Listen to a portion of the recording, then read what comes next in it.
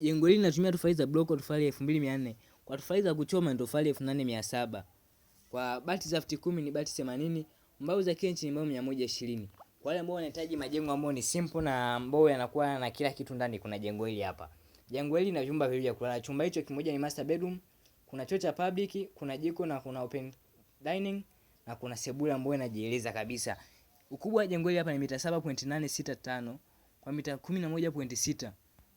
Jengo hili hapa kama unavyoona lina milango miwili ya kutokea nje na kuingilia ndani. Kuna mlango ambao uko kwenye master bedroom, unaona kabisa wa pembeni kule. Kwenye choo cha public kwa chini yake kuna mlango ambao unaweza kaingia ndani na unaweza kutokea. Ukija sebuleni kuna mlango tena kuingia ndani na kutokea. Kwa hiyo jengo hili ni jengo ambalo limechorwa kisasa.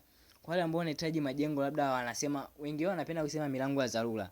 Nimeweka mlango wa dharura ule pale, na jengo hili lina muonekano mzuri ambao ni wa kisasa zaidi. Muonekano wake ni tofauti na majengo mengine. Muonekano wake ndo kama hapa ambao unaona hapa. Ukiona hivi huwezi ukasema kama lina milango miwili. Unaweza kujua ni jengo ambalo lina mlango mmoja, na kwa wageni wengi wanaweza kusema ni mlango mmoja. Hapana. Jengo lina milango miwili, linajieleza, linajitosheleza kabisa katika eneo dogo. Ukiwa na kiwanja kuanzia mita 10 kwa mita 13, jengo hili hapa ina fiti. Mlango wa pili ndio huu hapa ambao unaona hapa, ni mlango ambao